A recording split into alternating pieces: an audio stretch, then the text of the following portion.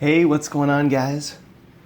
Drone B here, and I want to do something a little different today, something new and exciting. I want to rank the heroes in terms of how useful they are. So not necessarily who's the strongest, but who is the most useful to get and to keep and to level up and to use long term. So coming in at the bottom of the list is Prompto. And real quick, the pros and cons of Prompto. Prompto is a attacking hero, and he's a good rally hero, but that's really all he's good at, and he's really not that good at it. I mean, he's better than Noctis, guys, so if you unlocked him, don't feel bad. He's got the City Assault armor, he's got the Assault HP, he's got the Assault attack. Probably his best skill is this Armor Piercing. So that's going to just ignore 300, at this level, it's going to ignore 360% armor.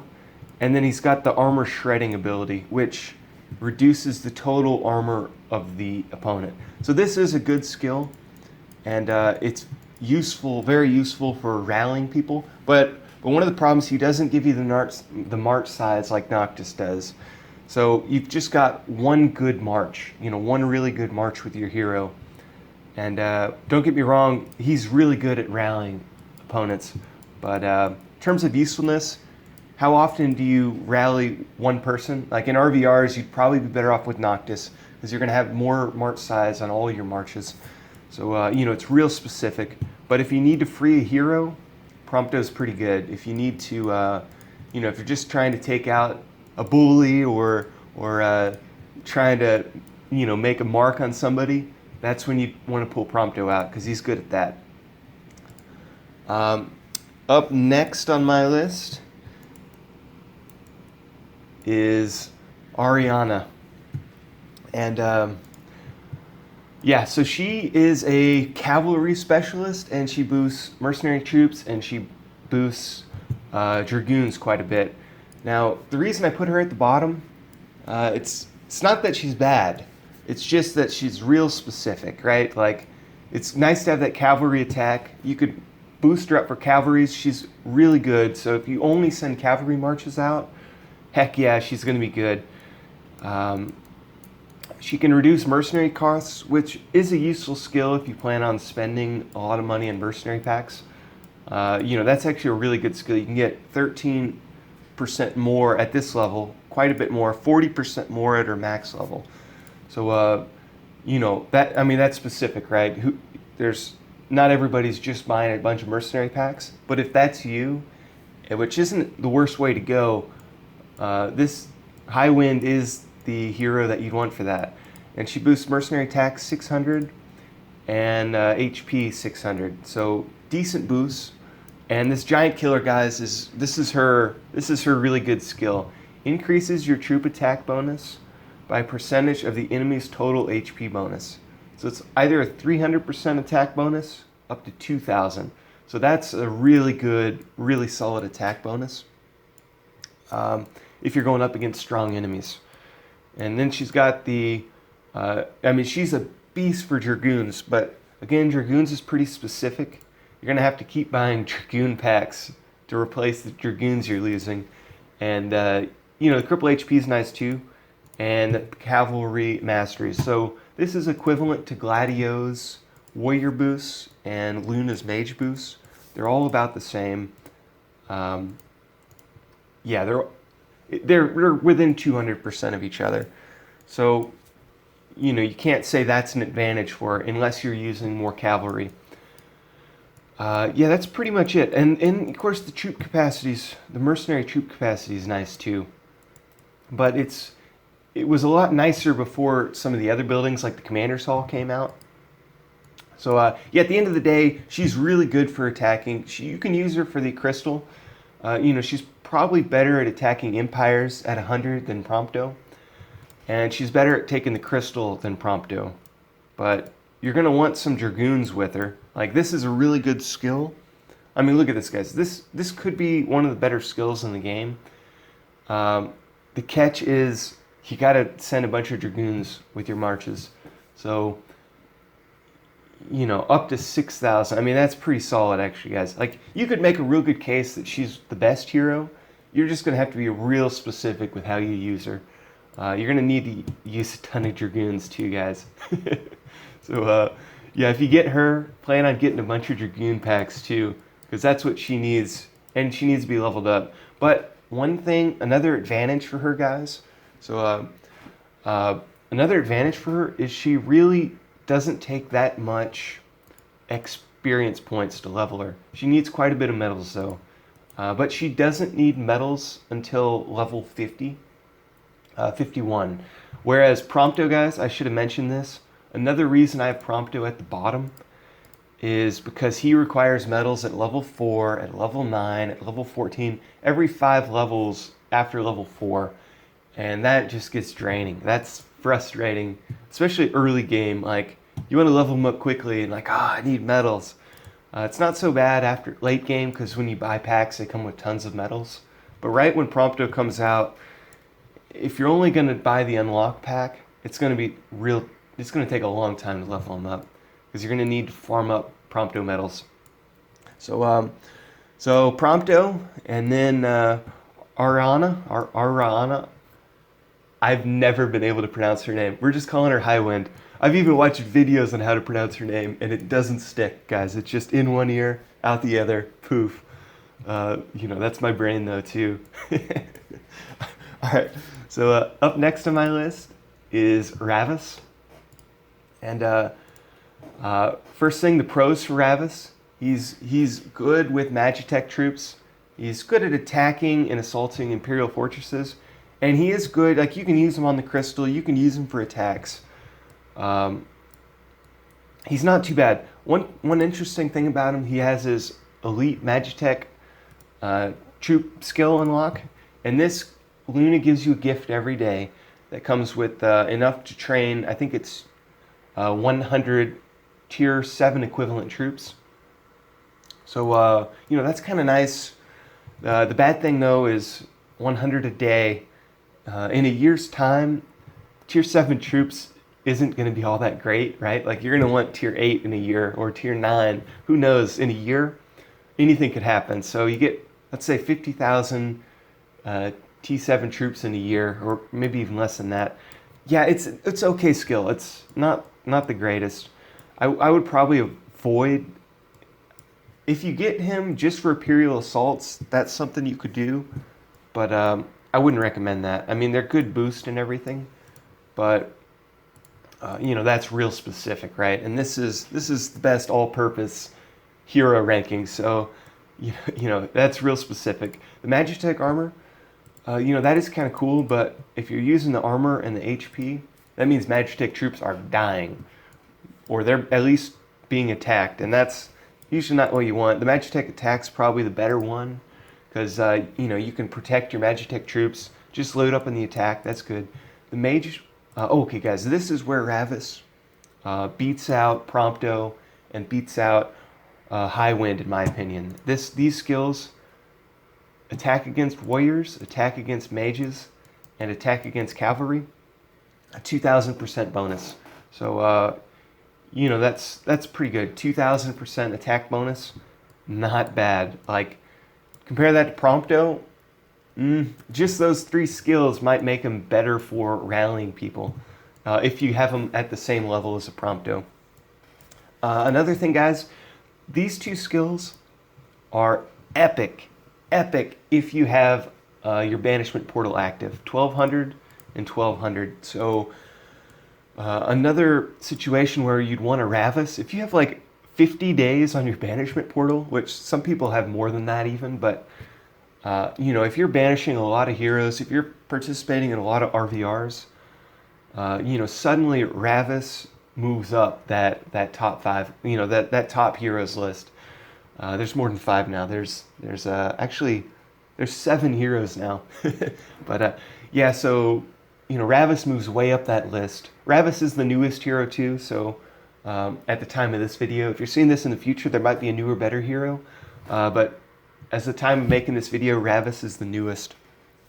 Yeah, so these attacks, again, it's pretty specific. If you're not out banishing a lot of heroes, you know, if you're not in the top 100 in your realm, you know, you're probably not banishing too many heroes unless you're like leveling up farm accounts to 20. Take the hero and banishment.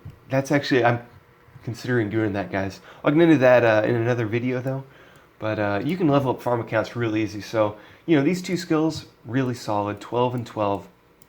Max prisoners, this is another one. If you're like competing in a ton of RVRs, getting 12 more prisoner boosts. So you get boosts from the prisoners in the, what is that building? The prison? Is that what it's called? The one next to the banishment portal. I think it's the prison.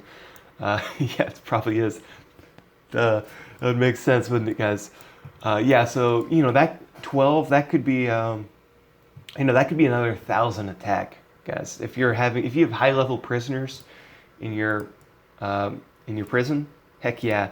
This is another one, guys. So if you only have these 3 leveled, Ravis may not be that great against taking the crystal because there's probably going to be guardians or, you know, some type of guardian in the crystal, like a vanguard.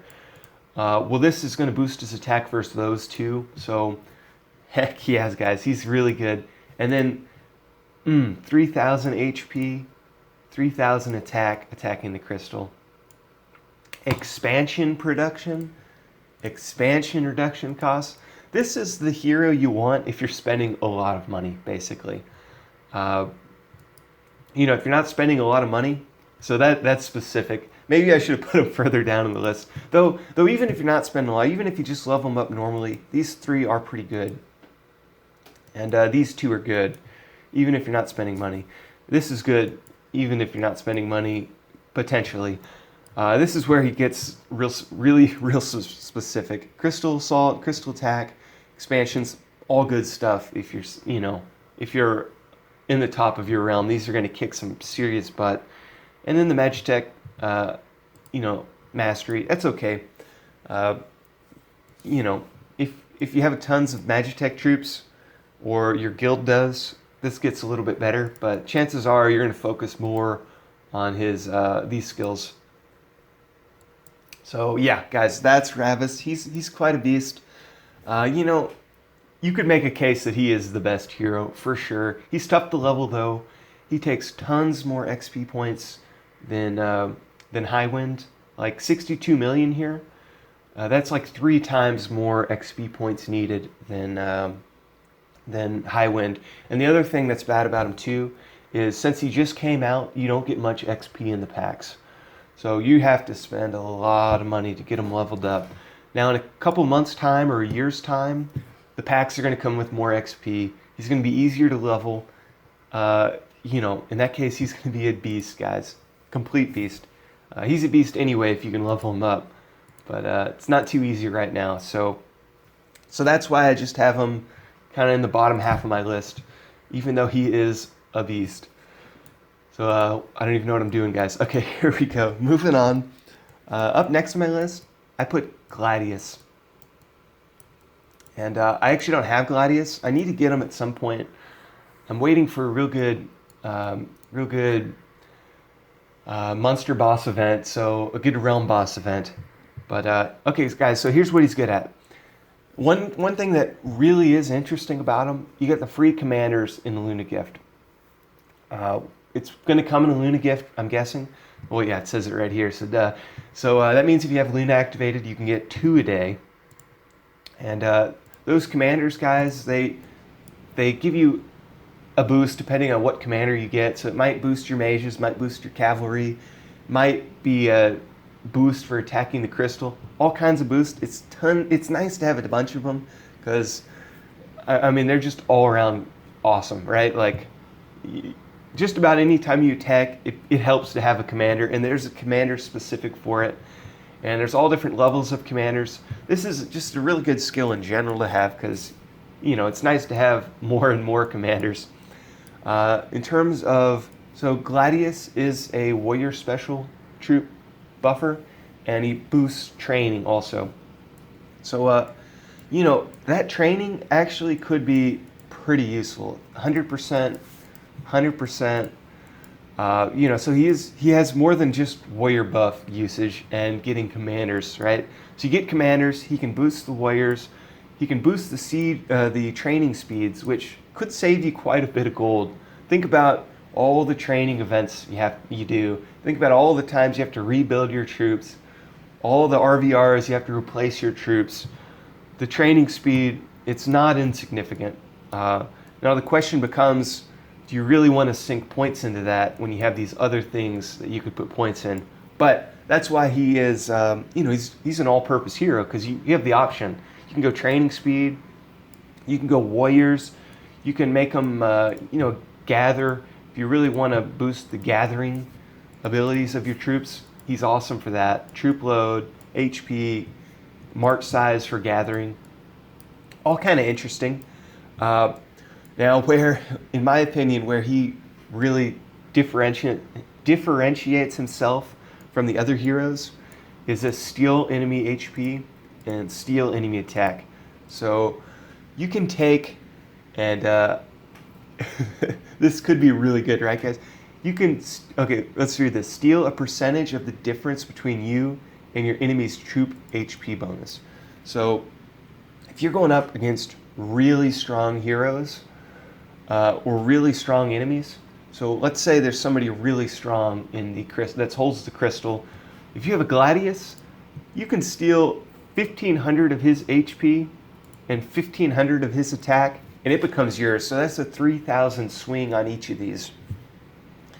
The problem, it's kind of specific because it steals the difference between you and your enemy's troop attack. So it's,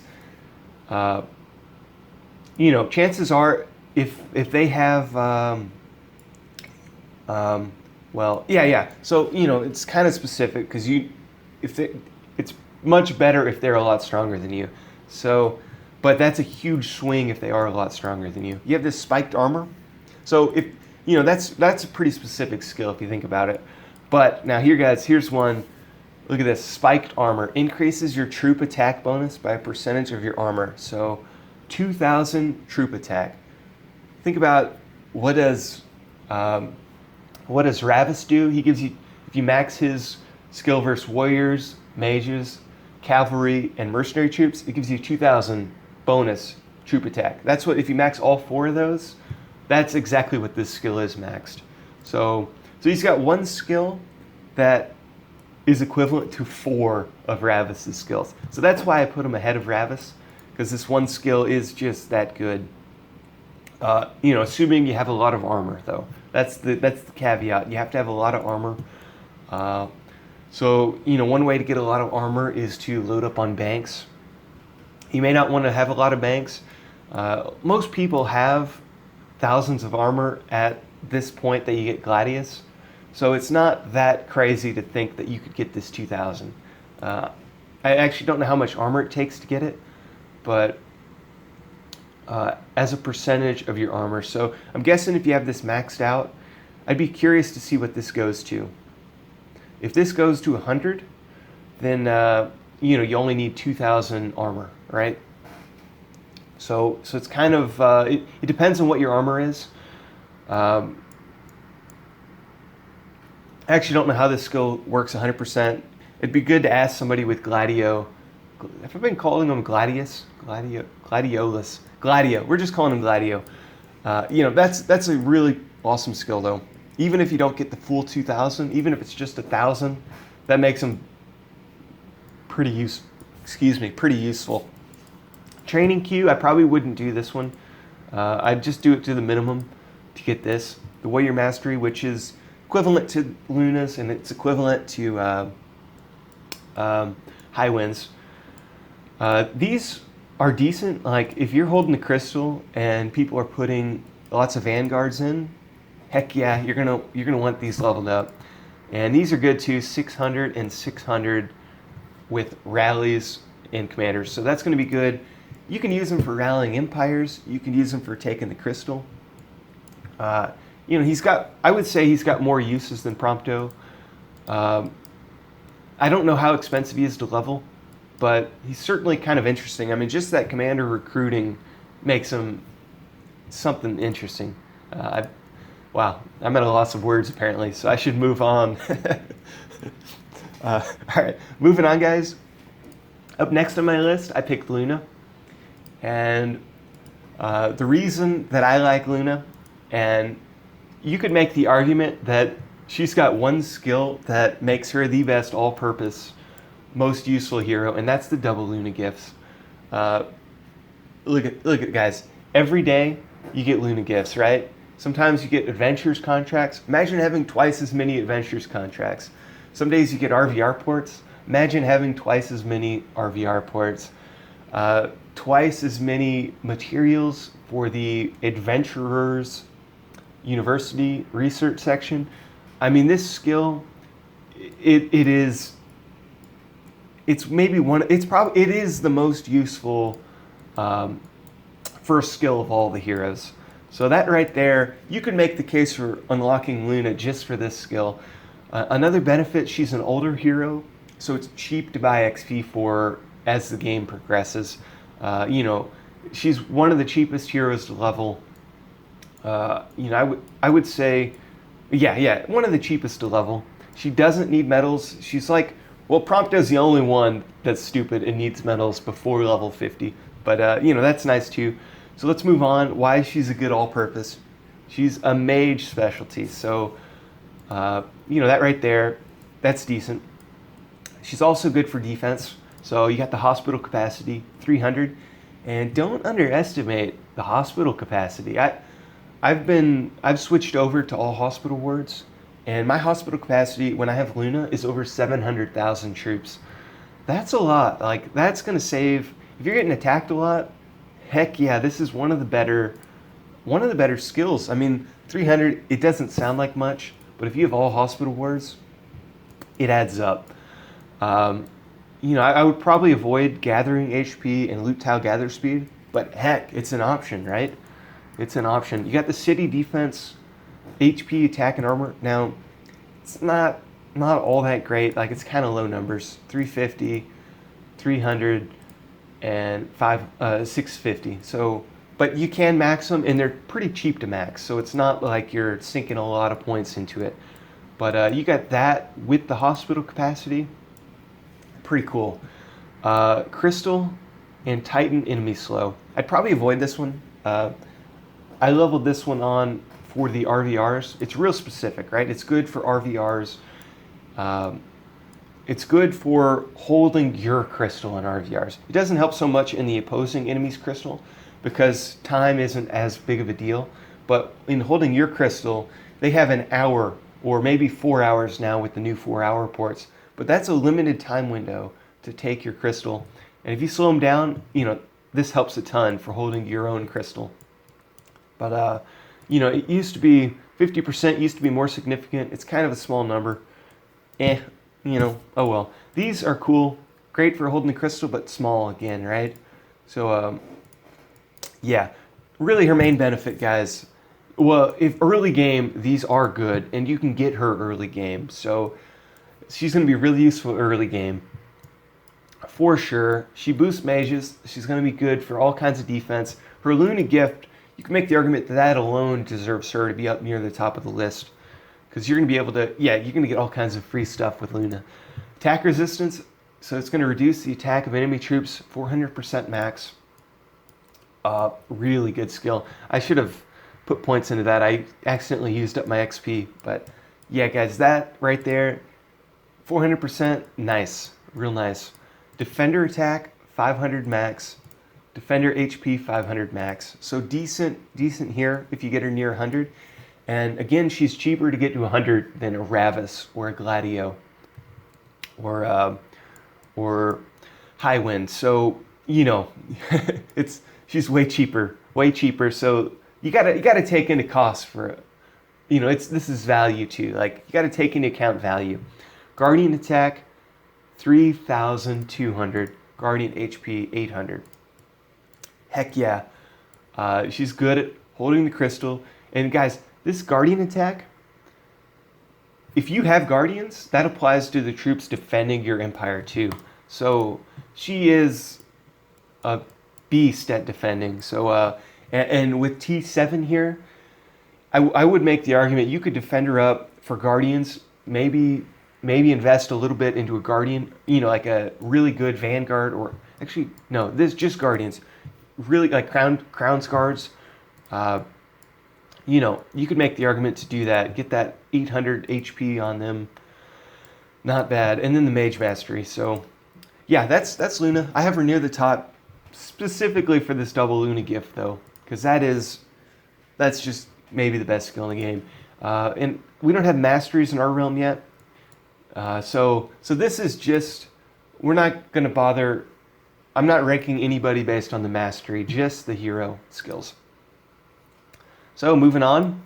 Number 2 at my list is one that you all have. And that's Noctis. I think he is perhaps, you could make the argument that he is the best hero. And that is specifically because his march size. And don't underestimate the march size. It matters so much more than it matters a ton. It matters so much. And here's why, guys. Okay, as the game goes on, most of your attack, most of your armor, it's going to come from your university. And it's going to come from your gear and your gems now. You get the rainbow gems, put them on Noctis. That's 10,000 armor.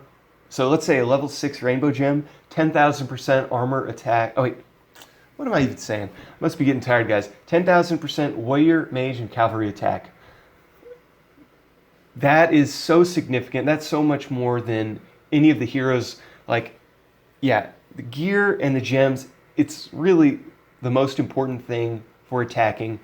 And you put that with more troops. You put that with 12,000 more troops. And a bigger march size, at least 15,000. It doesn't say what it maxes out at, but it goes higher, right? I guess this one is 12,000 at 100. Get that bigger rally march size, and get the exalted army, so 5,000 and 25,000. Yeah, the march size is so important. It's going to apply to all your marches. So you're going to be more useful in helping other people in rallies, which is most of the time, right?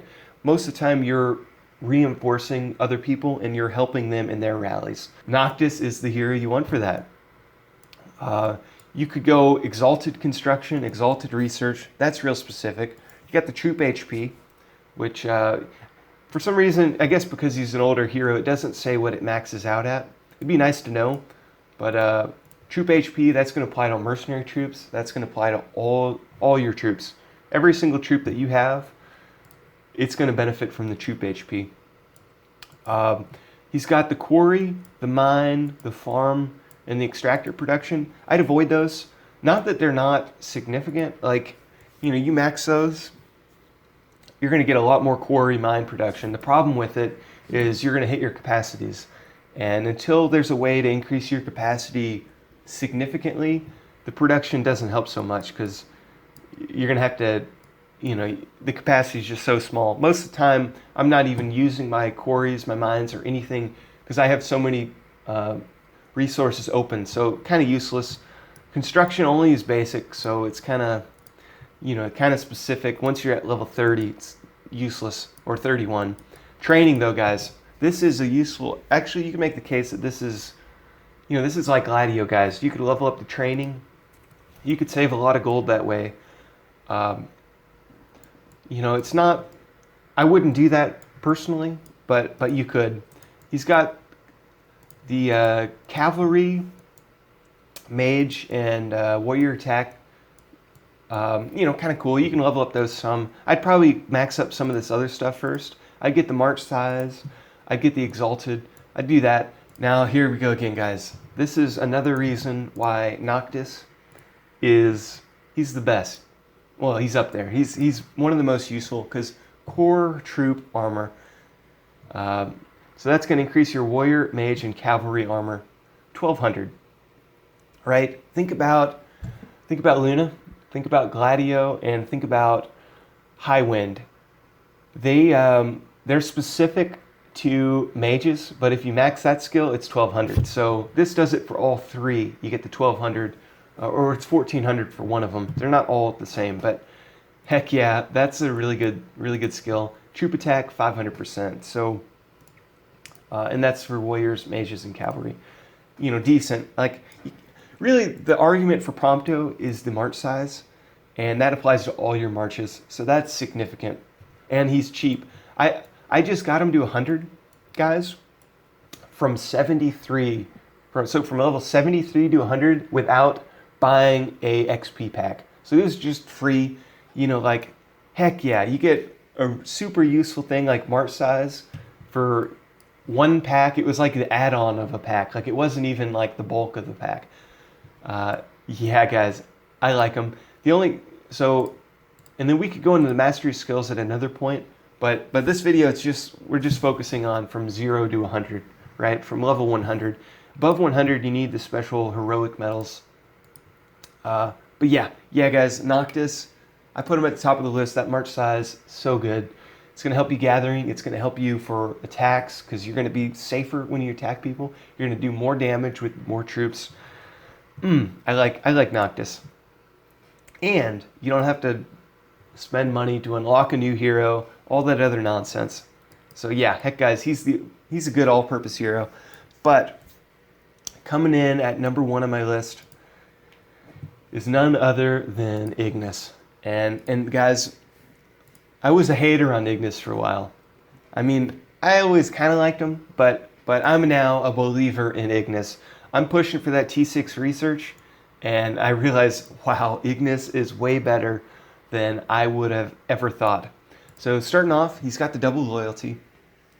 So that means every time you attack a monster, every time you do a guild quest, every time you do a guild help, you're getting an extra loyalty. You're getting double loyalty, 33% more if you already have the other loyalty in the Oracle Temple unlocked.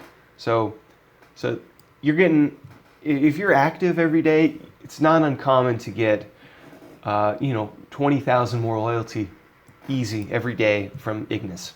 So without Ignace, with Ignace, 20,000 more a day, you can use loyalty for so many different things. So it's probably the best skill after Luna's first skill, like the best first skill after Luna's first. So the best first skill after Luna's, that's what I was trying to say. But what makes Ignace, in my opinion, the best hero, the best general purpose, all-purpose hero is this research cost efficiency. So reduces the cost of your research by up to 50% maxed. I just made a video showing you what the T6 siege research costs, and I'm told that the warriors are way more expensive than the siege. The mage is way more than the warrior, and the cavalry are even more than the mages. And that's just for T6. Then you got the T7. Like, this applies to all research. It's going to reduce the cost of all your research. And when you're talking billions of T4, billions of T5 resources, 30% at level 75 is insanely good. You're going to save so much gold with this. You're going to save so much grinding out for mana. I mean, it's just unbelievable how much Ignace could save you if you get him maxed up. So that'll be maybe the next thing I'll do, is I need to get Ignace to 100 before I do any more research, because that another 20%, that could save me a trillion gold over the next year, maybe more. It could save me trillions, like insanely good. So that right there, it's worth unlocking Ignace over a lot of other things just for that research cost efficiency. Now you get the research speed, and these aren't insignificant. 200 basic, 100 royal, 33 exalted, 17% divine. That's going to save you a lot of speed ups. So anytime I do research now, I pull up Ignace. I save tons of speed ups, tons of everything. Then you got this analyze weakness skill. Increase your troop attack by percentage of your basic research speed, 1,000 max. So you can get 1,000 troop attack with them if you have a lot of research speed. So that right there, that's kind of cool. It applies to your mercenaries. It applies to all your troops. Yeah, I wouldn't worry about your farm production capacity or upkeep efficiency. I just ignore those, kind of useless. But that's okay. He's got another thing that makes him interesting. He's got the trap, HP, attack, and the repair speed, repair capacity, trap capacity, and trap building. Those are all kind of interesting. I made a video a while back. Are traps really even useful anymore? And it's kind of debatable. But the thing is, you do get quite a bit, up to 1,000 HP in attack. The trap capacity you can get to 1,000,000. So it's not small numbers. Now the benefits of traps, if you have guardians, I would always have your traps maxed.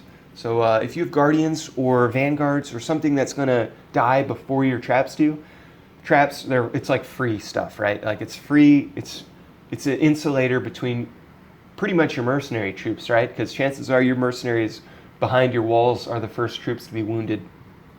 So another thing, guys, if your trap capacity is smaller, if your hospital capacity is smaller and you get hit by a T7 and they fill up your capacity, there's a chance that your guardians, your mercenary troops are going to die.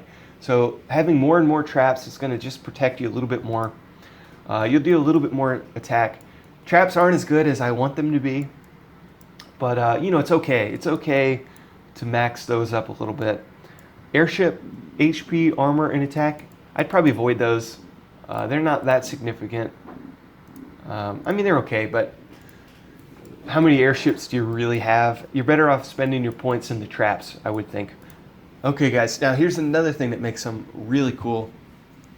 Increases the troop of your the attack of your warriors, mages, and cavalry by 1,000. So he's not even that bad for attacks. 3,000 siege. So if you're going up against a guy with an Ignace and tons of traps, that 3,000 siege attack, heck yeah, that's not too bad. Like, making siege troops kind of usable. This is a good skill. This is a really good skill, 1,000 attack. You're probably not going to be using him on crystals, but you could use him for rallying people. You can use him for defense is where he's really useful. So you could make the case he's as good at defense as Luna, maybe better. He's got the research, cost efficiency, and speed that's going to help you level up. You're going to get T6 quicker, T7 quicker, T5 quicker, T4 quicker even. Heck yeah. He's got the research tome reduction. This is going to be useful. Not as useful with the new realm bosses that come out occasionally. It's not as difficult to get research scrolls and, tomes as it used to be. But still, that's not too bad if you're struggling to get the tomes and everything. Mech armor, mech attack, aerial blitz, and floating fortress. I would probably avoid these three. Just do the bare minimum. I'd focus more on the trap. These are pretty specific, right? Unless you have tons of mech, I wouldn't worry about them too much. This one is interesting though, because you can get increases your warrior, mage, and cavalry HP the more airships in your army. So 8,000%, guys. If you have some airships, you have them protected behind your walls. The 8,000, guys. Don't underestimate that. The catch is you need the more airships. I don't know how many airships you need to get that full 8,000, but you could actually maybe use them on the crystal if you have tons of airships, guys. You could use them on the crystal even if you have this skill maxed out. So, and then this one too, 1,500 HP, armor, and 4,000. Wait, hold on. Increases your attack by 1,500, HP by 2,000, and armor by 4,000, and march speed by 100 when attacking an empire. So it's an assault for siege, like a siege bonus assault. So those are big numbers. This skill right here might make them better for taking out empires than Prompto if you're going in with siege. I haven't experimented too much with that. I must be getting tired, guys. This is turning into a long video. Guys, so Ignace is my favorite. Don't underestimate these skills here. These two alone with the loyalty, make him the best all-purpose hero, in my opinion. So that's my list, guys. Hope you enjoyed it. Hope it helped out. Hope you guys are doing good first and foremost.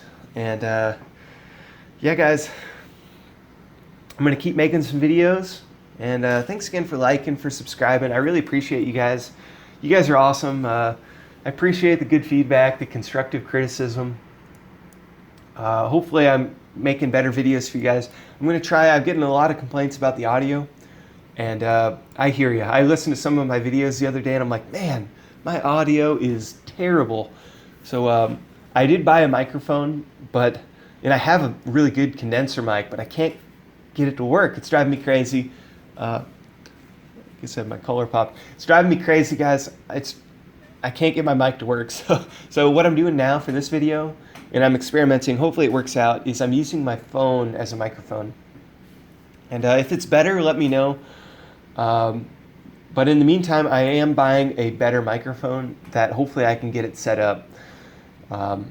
And that'll be nice. It'll be nice to have that for you guys, because I know it's frustrating listening to videos with terrible audio, which I have the worst audio.